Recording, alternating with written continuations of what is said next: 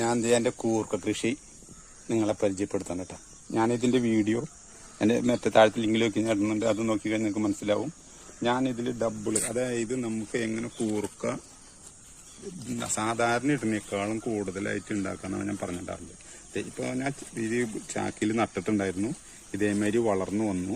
അപ്പോൾ നമ്മുടെ അടിയിൽ നമുക്ക് കൂർക്ക ഉണ്ടാക്കി കിട്ടും. പിന്നെ നമ്മൾ ചെയ്യാനുള്ളത് ഇതാണ്, ഞാൻ കാണിച്ചു തരാൻ പറഞ്ഞാൽ ഇതൊക്കെ നോക്കിയാൽ വളർന്ന് വലുതായി ഇത് വന്നു. ഇങ്ങനെ വരുമ്പോൾ നമ്മൾ വീണ്ടും ചാക്കിന്, അതിനാണ് വലിയ ചാക്ക് എടുക്കണ്ട, ചാക്കിനെ റെഡിയാക്കി വെച്ച്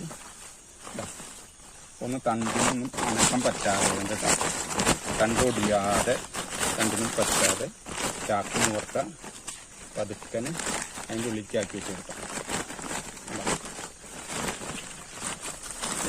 ഇതേമാതിരി നമ്മൾ ചാക്കിനകത്ത് ഒതുക്കി തണ്ട് പൊട്ടാതെ നമ്മളിങ്ങനെ വെച്ചതിന് ശേഷം നമ്മൾക്കിങ്ങനെ ഇതിൻ്റെ മേലേക്കൂടെ തന്നെ മണ്ണിട്ട് വെക്കാം. അപ്പോൾ ചില കൂമ്പുകളുണ്ടാവും കേട്ടോ, അത് ആ കൂമ്പുകളുണ്ടായാൽ മതി. ഇറക്കി കൊടുക്കുക. ഇതേമാതിരി ചാക്കിലൂടെ മണ്ണ് ഇടുമ്പോഴും എന്താണെന്ന് വെച്ചിട്ടുണ്ടെങ്കിൽ കുറേ തുമ്പൊക്കെ നമ്മുടെ മണ്ണിൻ്റെ അടിയിൽ പോവും, അത് കുഴപ്പമില്ല. പക്ഷെ ഫുള്ളായിട്ട് നമ്മൾ കളയാൻ പാടില്ല കേട്ടോ. അപ്പം കുറച്ചൊക്കെ തണ്ടുകൾ കൂമ്പുകൾ നമ്മൾ വെളിയിൽ നിർത്തുക, അതിലും മണ്ണിട്ട് കൊടുക്കുക. എന്നിട്ട് സൈഡ് ഇതായിട്ട് വരും. അത് കഴിഞ്ഞിട്ട് വീണ്ടും നമുക്ക് വെള്ളമായിട്ട് വരുന്നുണ്ടെങ്കിൽ കൂമ്പ് വന്ന് വലുതാകുമ്പോൾ കുറച്ചും കൂടി മണ്ണിട്ട് കൊടുത്തു കഴിഞ്ഞിട്ട്, അപ്പം നമ്മുടെ കൂർക്കയുടെ 2ാം ഘട്ടവും കഴിഞ്ഞു കേട്ടോ. ഇനി നമുക്കിതിന് വെള്ളം ഒഴിച്ച് കൊടുത്തു കഴിഞ്ഞാൽ മണ്ണ് ഇരുന്നോളും.